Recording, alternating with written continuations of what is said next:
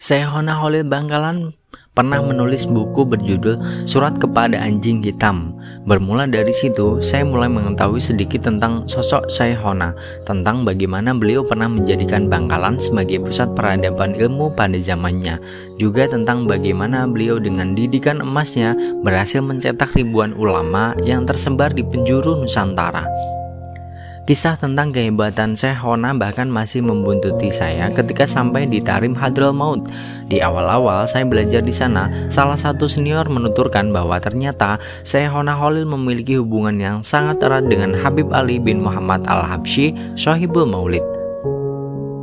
Syekhona bahkan disebut pernah berjumpa dengan Habib Ali. Entah bagaimana caranya beliau sampai ke Seiwun waktu itu. Konon suatu hari Habib Ali berkata pada murid-muridnya bahwa sebentar lagi akan datang seorang ulama besar. Tak lama kemudian datanglah Syekhona. Habib Ali menyambut beliau dan keduanya terlihat berbincang-bincang dengan akrab. Dan uniknya pada pertemuan itu Habib Ali bercengkrama dengan Syekhona memakai bahasa Madura.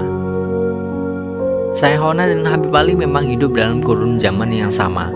Mereka berdua juga pernah berguru kepada guru yang sama, yaitu Syekh Ahmad Zaini Dahlan Mufti Syafi'iyah di Mekah kala itu. Belakangan saya juga baru mengetahui bahwa ulama-ulama besar sekali Sayyid Muhammad Al-Maliki, Syekh Ali Goma, Habib Salim Asyatiri, Habib Umar bin Hafiz dan lain-lain memiliki sanad keilmuan yang bermuara kepada Syekhona Khalil.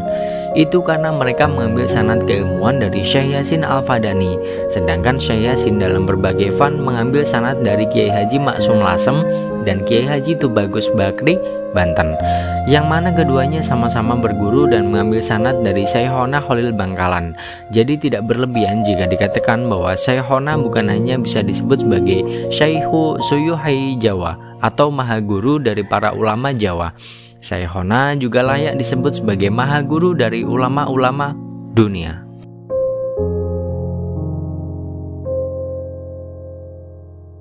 Selama ini banyak yang memandang Syekhona sebagai sosok waliullah pemilik ribuan karomah yang seringkali perilakunya tidak bisa dinalar akal orang-orang biasa. Syekhona juga dikenal sebagai salah satu inspirator berdirinya NU, seorang murabbi sejati yang murid-murid didiknya berhasil menjadi ulama-ulama besar yang menyebarkan Islam di seluruh penjuru Nusantara.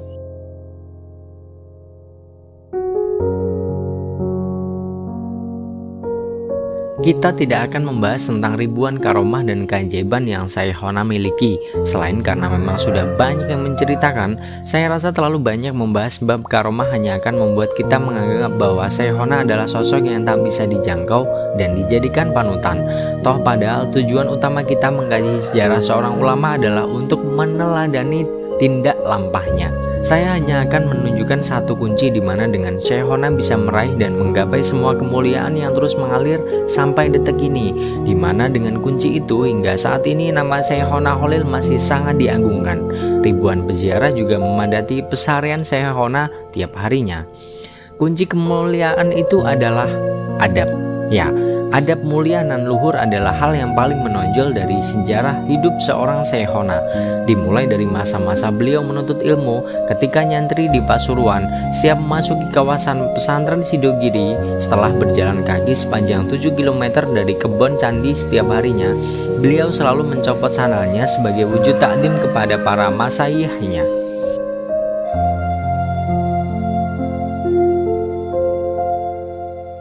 Ketika mondok di Genteng Banyuwangi, Syekhona berkhidmah penuh dengan sang guru Kiai Haji Abdul Bashir. Beliau mengisi bak mandi, mencuci pakaian, mencuci piring, dan memasak untuk sang kiai.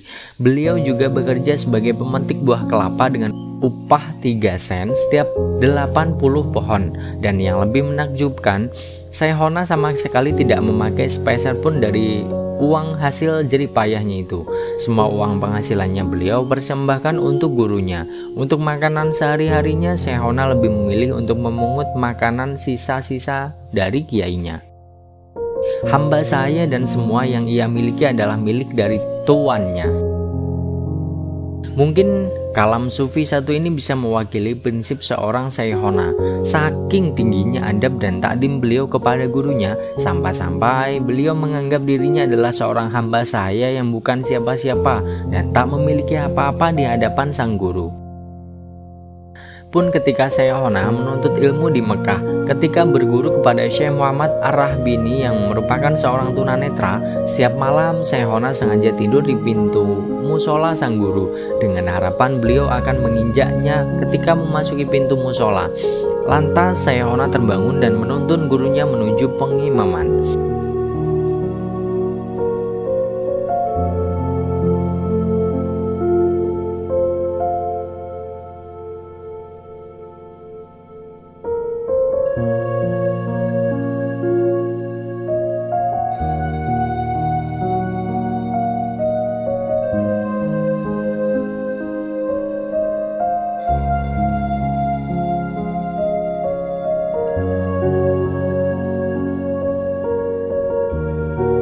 Di Mekah, Syekhona yang terkenal memiliki tulisan yang indah sering menulis kitab Alfiyah dengan tangannya sendiri, lantas menjualnya dengan harga 200 rial per kitab. Seperti ketika mondok di Banyuwangi, lagi-lagi hasil jerih payahnya itu beliau persembahkan untuk para gurunya. Sedangkan untuk makanan sehari-harinya, Syekhona lebih memilih untuk memungut dan memakan kulit-kulit semangka. Masih pada fase pendidikan Syekhona di Mekah, adab luhur yang menjadi prinsip beliau di sana adalah beliau sama sekali tidak pernah membuang hajat di tanah suci Mekah. Untuk menghormati kota kelahiran Kanjeng Nabi ini, Syekhona rela berjalan sejauh 6 km keluar batas tanah suci untuk membuang hajat. Tak cukup sampai di situ, ketika sudah menjadi seorang kiai besar yang disegani di mana-mana, kala itu beliau pernah menaiki sebuah dokar. Di tengah perjalanan, beliau bertanya pada si kusir, "Kudanya bagus, Pak. Dari mana?" "Dari Bima, Kiai," jawab sang kusir. Mendengar nama itu, beliau teringat akan seorang gurunya di Mekah yang berasal dari Bima. Beliau ingat bahwa guru itu mempunyai ratusan ekor kuda. Beliau lantas menyuruh kusir berhenti. Syekhona lekas saja turun dari dokar itu karena beliau khawatir kuda itu adalah salah satu keturunan dari kuda-kuda yang dimiliki oleh gurunya dari Bima, Syekh Abdul Ghani Al-Bimawi. Dalam menghormati ilmu dan ulama, Syekhona selalu total dan tak pernah tanggung-tanggung setiap hal yang berkaitan dengan ilmu. Sekecil apapun nisbatnya akan beliau muliakan. Kisah beliau dengan kuda dari Bima di atas adalah bukti nyatanya. Beradab tinggi terhadap ilmu dan ulama adalah harga mati bagi Syekhona. Bahkan meski ulama itu adalah murid hasil didikan beliau sendiri, sebagaimana dikisahkan Kiai Haji Ahmad Al-Ghazali Muhammad dalam kitabnya Tuhfah Ar-Rawi. Sebelum wafatnya, Syekhona pernah berkunjung ke Jombang untuk mengikuti pengajian hadis yang diasuh oleh santrinya sendiri, yaitu Kiai Haji Hashim Asy'ari di Tebu Ireng. Tak hanya itu, Syekhona bahkan mengambil balik sandal Kiai Hasim sebelum beliau turun dari musola layaknya seorang santri yang mengharap berkah dari gurunya. Tentunya masih banyak kisah-kisah tentang kehebatan adab dan akhlak Syekhona yang belum terlacak hingga saat ini.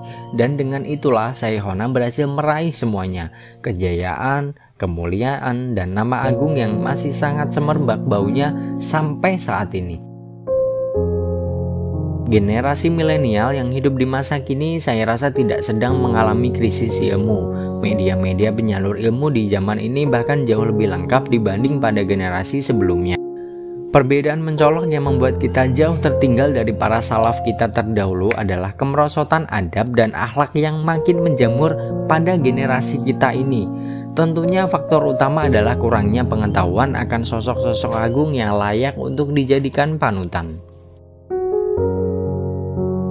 Dengan video ini, saya ingin mengajak untuk tidak memandang kehidupan seorang waliullah dari puncak kemuliaan yang ia miliki, tapi sudah seharusnya kita menilik jauh ke belakang, hingga kita tahu bagaimana dengan apa ia bisa mendapatkan dan meraih semua kemuliaan itu. Dengan itu, kita bisa mengambil benang merah bahwa seorang wali bukanlah makhluk yang tak bisa dijangkau. Ia adalah manusia sama seperti kita, hanya saja Allah menganugerahkan untuknya ribuan keistimewaan. Ketika kita membaca sejarah hidup Syekhona dari titik nol dan dari titik di mana Syekhona mulai melangkah untuk menjadi seorang ulama yang begitu harum namanya hingga saat ini, kita bisa mengambil banyak sekali nilai-nilai adab yang bisa kita teladani dengan mengamalkan adab-adab luhur itu dalam kehidupan kita. Meski mungkin sangat mustahil bagi makhluk seperti kita untuk menjangkau derajat Syekhona, mudah-mudahan kelak kita bisa diakui sebagai santri beliau. Serupailah mereka jika engkau tidak bisa sama persis sepertinya. Sesungguhnya menyerupai orang-orang mulia adalah kunci keberuntungan. Demikian